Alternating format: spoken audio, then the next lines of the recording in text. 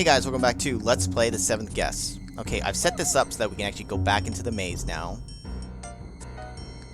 If I plan to get around this grate, I'll need to get around. Great move. I have a bad feeling about this. That was a string of automated things there. How does it feel to be the first living thing to set foot in these dungeons in... I can't remember how long.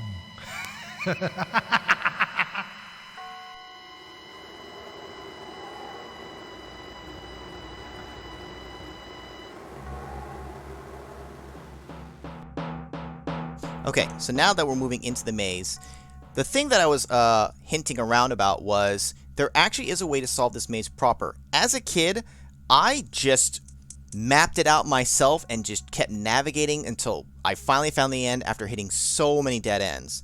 The way to solve this is, back in Eleanor's room, that rug that we pulled away, the reason why I kept showing that little brain symbol for the puzzle is because it was actually a hint.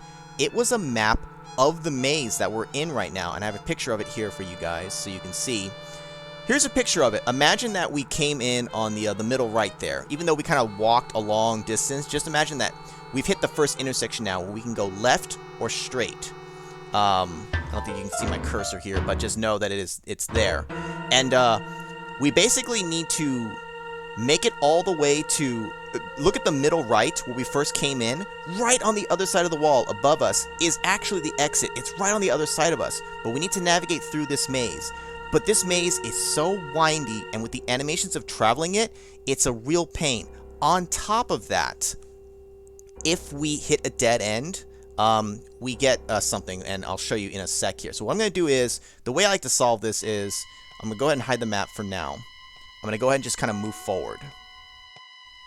It's best if you figure out the path you need to take on that on the rug first before actually coming here, because otherwise, doing it in here is going to be a little bit more of a pain. Or doing it without it, rather. So I'm going to go ahead and move all the way to the end of the hall because I didn't draw on the actual map there, but I need to make a right turn to get into like the top half. Now I could count the number of paths the number of intersections I'm hitting and then finally be like, okay, this is the right that I need to take.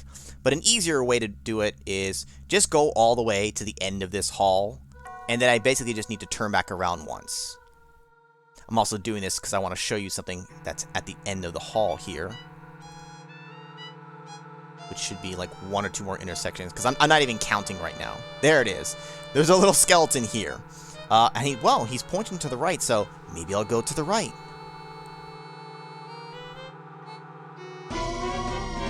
Feeling lonely.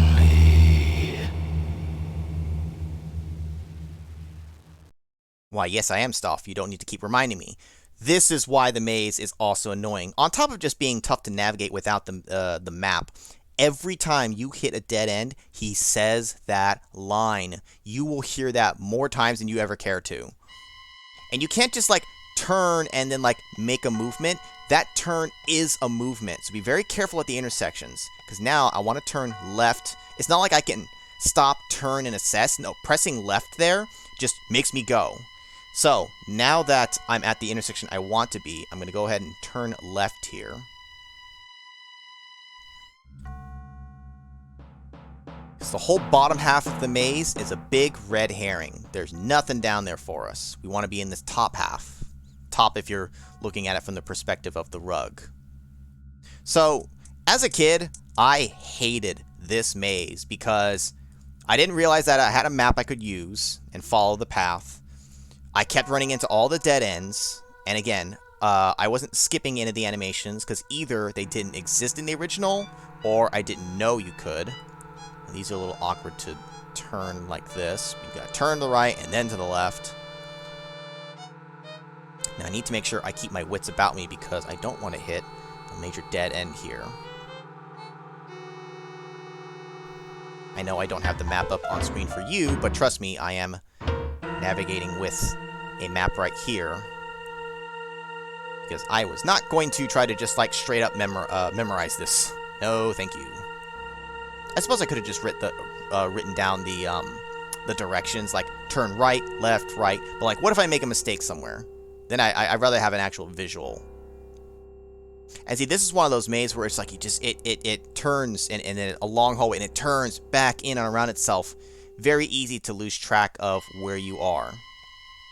Be even tougher if it was a circle maze. You shouldn't have turned down here. Now, that last turn is actually we're going to make it to the end now. So it triggers that voice line from Stoff. You shouldn't have turned down here. Like he's trying to trick us, although at that point it doesn't matter because I can't make any more decisions anymore. I'm stuck on this path, which is now leading us to the exit right here. Don't think you'll be so lucky next time.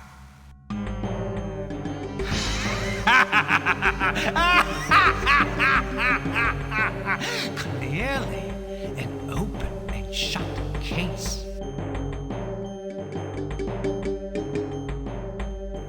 Now, I don't know if bringing up the menu here kicks us back to the beginning of the maze, or if it keeps us in this room. Out of safety, I'm not going to test that out. Now, I mentioned it earlier, this is one of the first puzzles here where it doesn't have a fixed starting point. The goal of this is to close all of the coffins, but it was opening them up randomly. It'll be different every time you encounter the puzzle. I could even hit this down here to reset it. Now, I'm not going to in this particular case, but sometimes you could do that as a tactic. If you get just a really nasty starting position, or you just can't figure it out, reset the puzzle. It'll randomize it differently. Maybe you get a real easy one to solve, or you just get a different, variation, and for some reason your brain is able to figure that one out. So in this case, the way you have to solve this is clicking on the different coffins will make different kinds of things happen. If I click one of the corners, it'll change the states of Finding things a little cryptic. everything in that corner. So if I click this one, it touches these four. Same for this one, would do these four. If I click the middle of any given row or column, An open and shut case. Or casket, perhaps. it does that entire row or column. And finally, clicking the center, The four winds change at every turn? it changes the center and the top, bottom, middle, and left. So it's a little weird because for me, when these kind of puzzles come up, usually for me, clicking this one does this one, that, and the center. I'm used to it being the kind where whatever one you click on, any adjacent ones, horizontally at least, horizontally, vertically, not diagonally, change. It doesn't. So it throws me off trying to solve these. Now in this particular case, we actually looked out super hard, and look at that. It's already solved, because with this one here, we're done.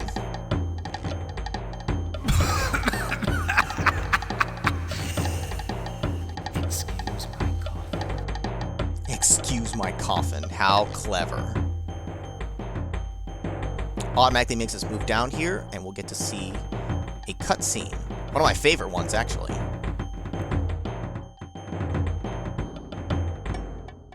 Come with us now! Let me go!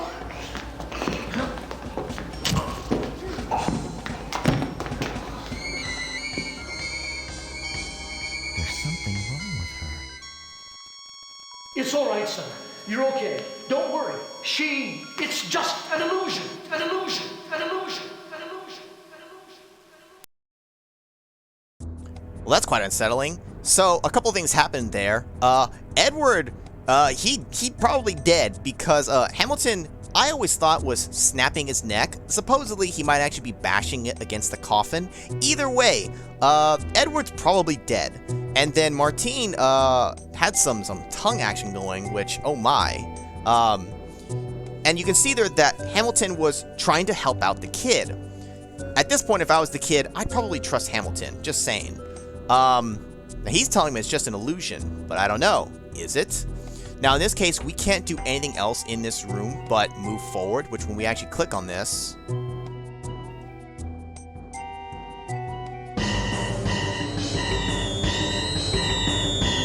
head straight into the coffin.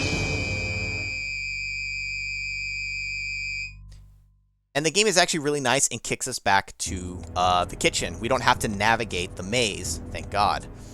Having said that, let's go ahead and check out the map now, because I want to point out something that always bothered me when it came to this game. If I look at the basement now, we can see that we solved the maze, we solved the crypt. This is still not filled in. And this bothered me because we solved the grate puzzle. The problem is every time you go there, not that we need to go there again, the grate has to be solved again. It doesn't stay. That's why this doesn't fill in. We don't need to do this anymore to complete the game, because you have to solve all the puzzles to reach the end. But for a completionist, this drives me crazy. I'm only sometimes a completionist, but that little part of me just, it bothers me. We can't do anything about that. But now that we've solved the basement, essentially, we might think, oh, maybe we've got some other rooms opened up. So let's take a look at the map and see. But something strange has happened. No other rooms have apparently opened. So you might think, what do I have to do next? At this point, you probably just start wandering the house, and ultimately you'll probably stumble upon it. But I know where we need to go, so let's just go ahead and head on over there. It's one of the few times that the game does something like this. Usually, you'll have some spot open up on the map so you know where you can go. This is like, I think, maybe the only time where it doesn't tell you. So you just kind of have to wander. Which does ultimately mean either just getting lucky or having to check every room that you've been in. Hopefully not the maze again. I'm trying to remember as a kid if I felt like I did something wrong. Did I need to go back in there? Like maybe I missed something in the crypt? But no, we did not miss anything. It's not shown on the map, but there is one specific room that we actually need to head to progress the game. And it's actually back over here in the library. Now, I don't know exactly when this triggers. I want to say it's after having completed all these other ones. Maybe this shows up a puzzle or two sooner. I'm not sure.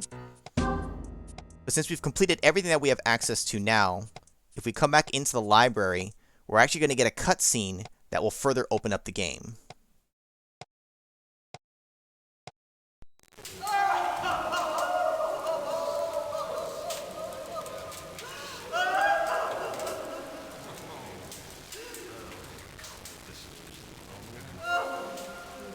I heard singing upstairs, like some mad choir.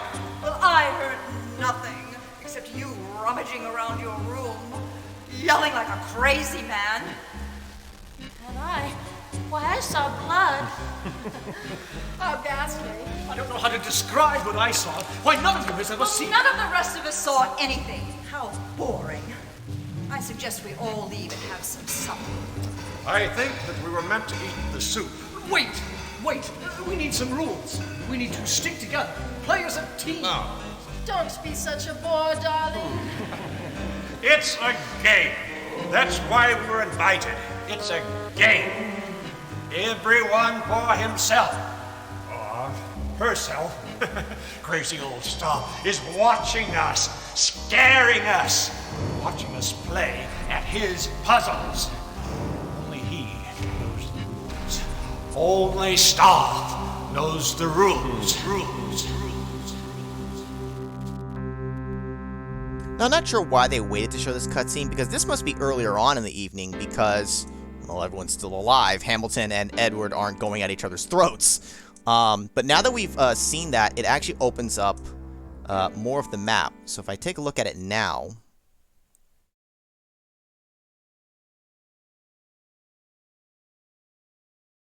the first floor is still pretty much full, or filled out for what we can do right now. Ah, now all of these rooms off to the side on the second floor have opened up. So let's go ahead and head over that way. We can solve some more puzzles. But to get there, let's take a little shortcut, shall we? Again, the music is gone, but the music will come back. Don't worry about that. It's a little awkward that it does that, but it's fine. If we go into this, the fireplace here, kind of like the movie Clue. That's what it makes me think of.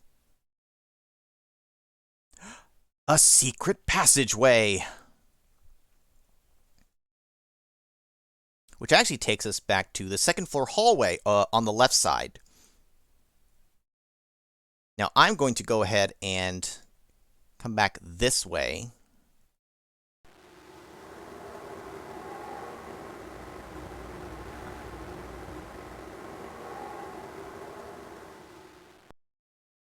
I was hoping that would bring the music back. It did not. That's fine.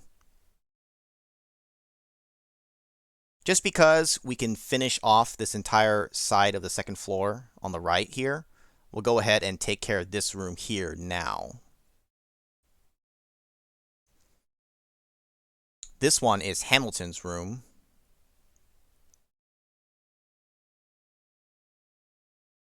Now, we have a puzzle right here.